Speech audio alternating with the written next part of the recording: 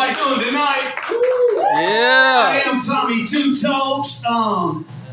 I've been around for a while. We've been doing this comedy thing. Why did he do that right there? That'll help me a lot. But yeah, I hooked up with my new wife, Hava. She's 30 years younger than me, just about 27 years. We hooked up. She was 27, I was 54. And you know, men and women look at age different. They just, view it different and everything because I just turned 60. It was really no problem. Nobody said anything. New wife turned 30. I was devastated.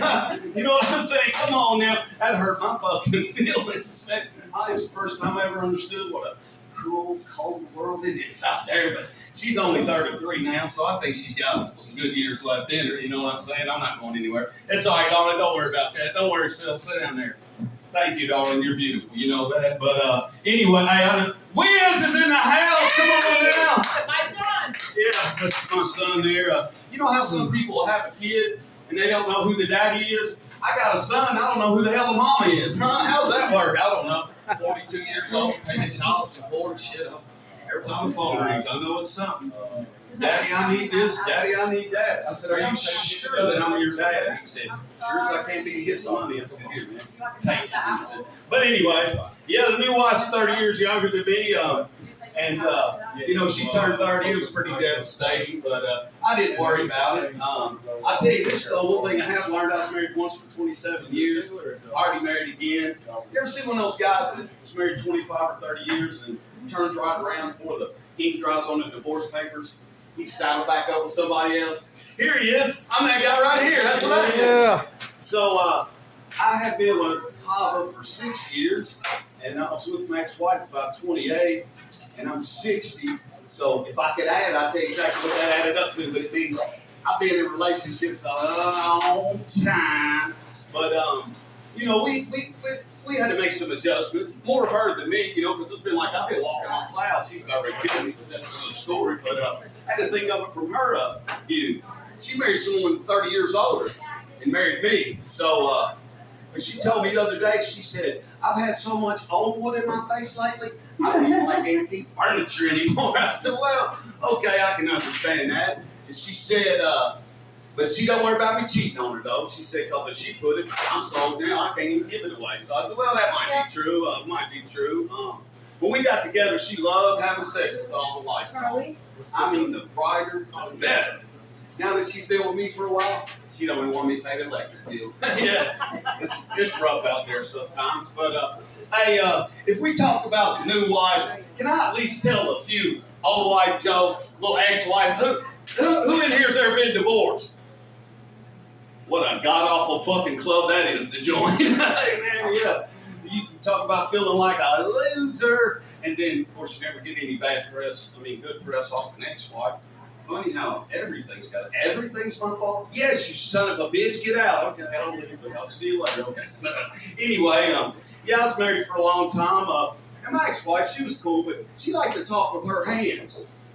Well, her fists, but you know what I'm saying. That was just something we worked out. If you ever start sleeping in separate rooms and stuff, that's when you know you're having problems. Don't allow that to happen. Stay in the same place. Don't sleep in separate places. Like me and ex-wife, for example, she slept in the bedroom and I slept at my girlfriend's house. So it didn't work out too good, but I can't make it all out bad. Like we used to go to the Smoky Mountains and hike and stuff, and we'd have a lot of fun. And one day we ran up on a fella that had caught a talking bear, had it in a cage, and I said, what's it like to stand up next to a 400-pound beast and look in the eye? That old bear said, scary as shit. I said, well, it might be. And I just wrote this a few days ago. This is my newest joke. That's the only reason I told some ex-wife's jokes, so I can slide this one in there. But I might tell one or two more. I'm kidding. I got about 15 more. But anyway, let me do this one up. My ex-wife was really smart. She invented her own board game. Yeah, true story. She patterned it after Monopoly. And, in her game, you didn't get a get out of jail free cards, you got get out of sex free cards. And if she landed on your property, you had to leave. She made you pay for it, took it into divorce. She called her game matrimony. You don't want to play that game, I'm telling you, you will lose. But my ex-wife was a good housekeeper. Yeah, we got divorced. She kept my house, so you can't argue with those results. But anyway, my name is Tommy2tokez. Are y'all aware of that, Tommy2tokez? Anybody know me? Yeah. Say you know me, son, back there. There it is, the west side. But my name's an obvious reference to marijuana. I am a burnout. I do burnout shit. That's what I've always done. You know, I can't help it. It's just what I've always done. I've just been a burnout. And I've been smoking weed since I've been 11 years old. And if I said it once, I've said it 100 times. I think marijuana is good for you, and I don't think it causes any adverse effects. Then one day I was out of weed, got reflecting, you know, thinking way down deep in my soul, and I said, Tom, you didn't finish school. You got a DUI over marijuana. You've been to jail, you've been to rehab. And I said, wow, I reflected. I said, wow, I need to get high, man. I got to escape reality. Who's got some weed? But yeah, it happens, man. But I don't want you to think weed ever slowed me. You like that one, don't you, sir? You ever heard that one? Oh, shit, that's my comedy partner. Thanks for laughing, buddy. I appreciate that. Fake laugh. That helps a lot. I got my confidence up a little bit. But anyway, yeah, I don't want you to think weed ever slowed me down. Because honestly, only one thing stood between me and college. High school. It can be a hurdle. For me, anyway. But, yeah, I don't want you to think my time in high school was wasted, because although I never became a PhD, I did get a GED. I called it STD, and now I got to use an EBT. Come on now, cause and effect for everything, you know. But you can't argue with those results. But yeah, I've had fun here in Lexington. I came up here over on. I was born on what's our street? Henry Clay Boulevard. That's one of my sisters, two of my sisters. But I was had my mom, dad, loved my dad, but I was a mom's boy. And then I had 4 older, very domineering sisters. Loved them so much, and glad I still got them in my life. But yeah, dominate the shit out of them. And I was married once for 27 years. Hell, I'm married again. I've been dominated by more women than an insecure lesbian. Come on, man. She ain't got no self-esteem, just sleeping with everybody, giving that shit away. You know what I'm saying? I'm like, damn, girl. But some more stuff about myself that you might not know, but I'm uneducated, broke, middle-aged, white, come from the South. And I know what you're thinking, racist bastard. But you'd be wrong, because my parents were married when I was born. You like that? That's how you get it. Go, anybody get that? That's pretty good. Now, somebody's going to have to laugh, or I'm just going to revert to probably, I don't know. What is it, Ben? What's my default setting? Black jokes. Thanks, buddy.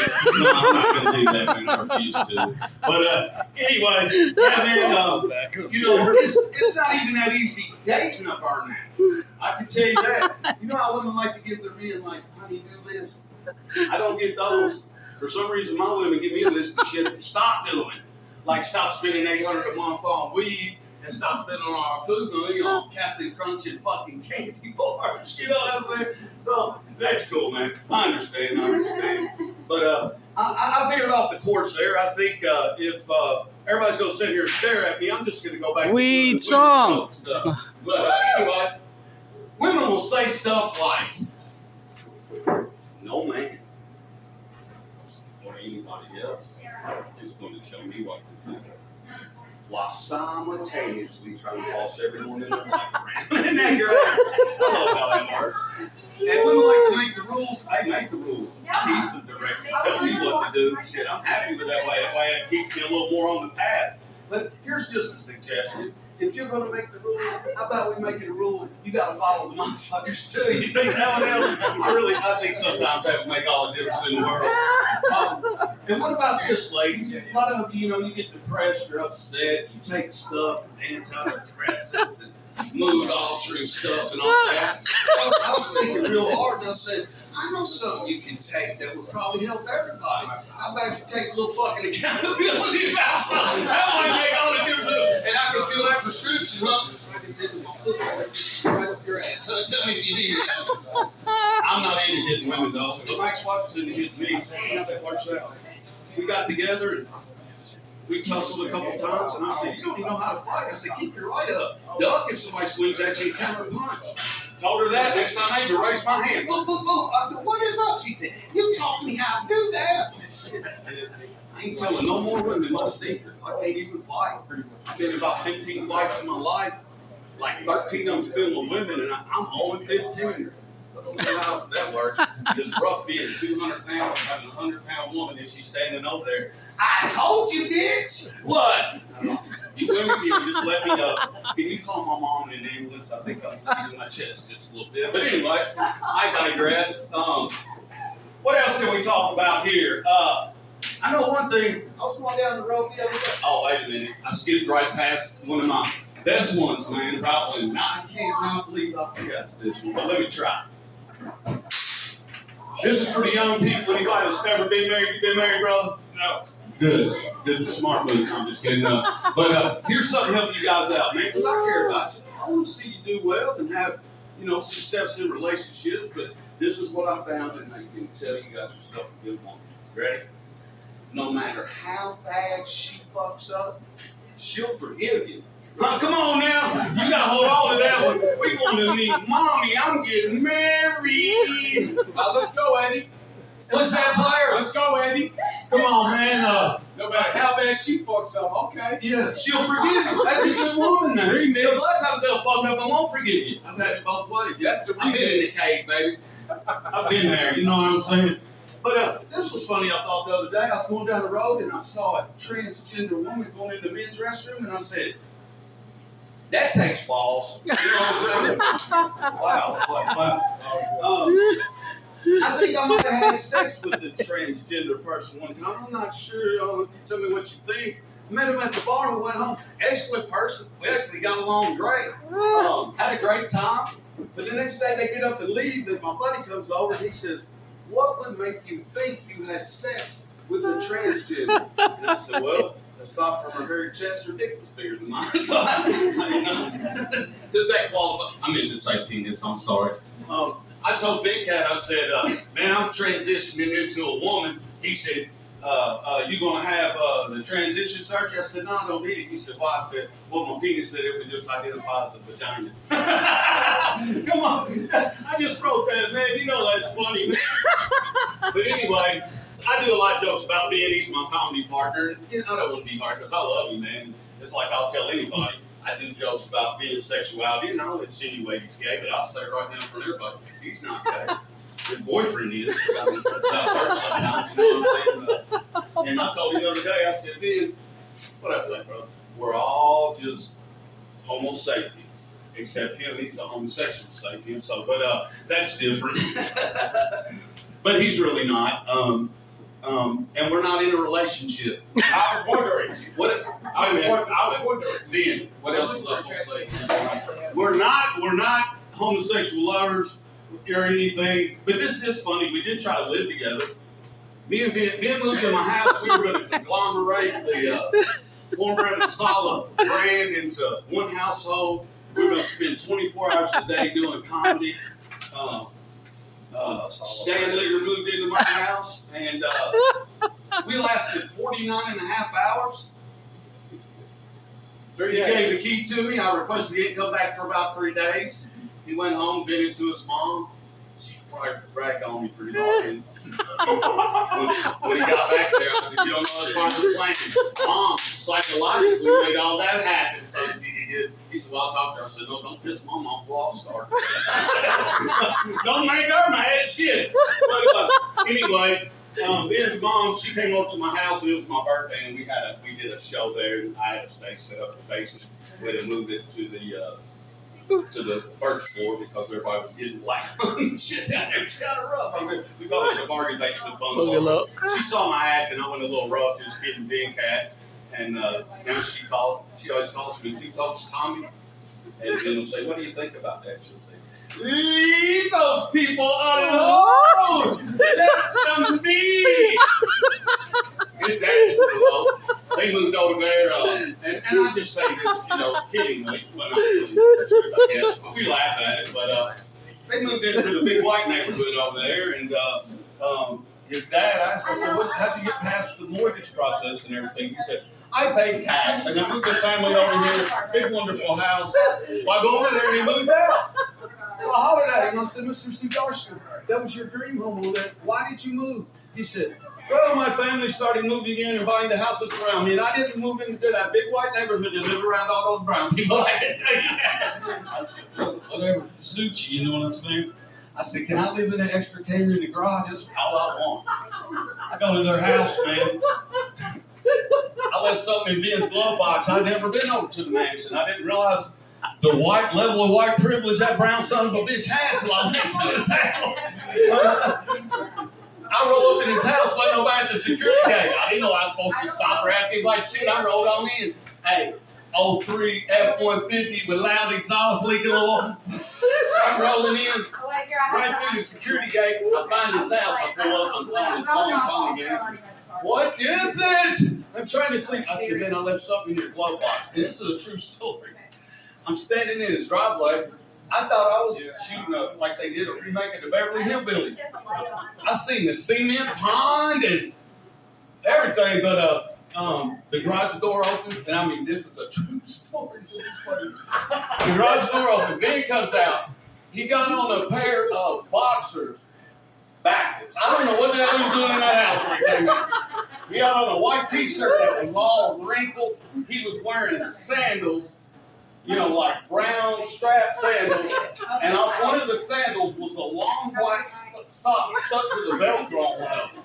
The door's open, he walks out, he was like the sun outside, and I said, hey brother, what's going on? Anything you can say for him? He said, yeah, I know, how did you get in here?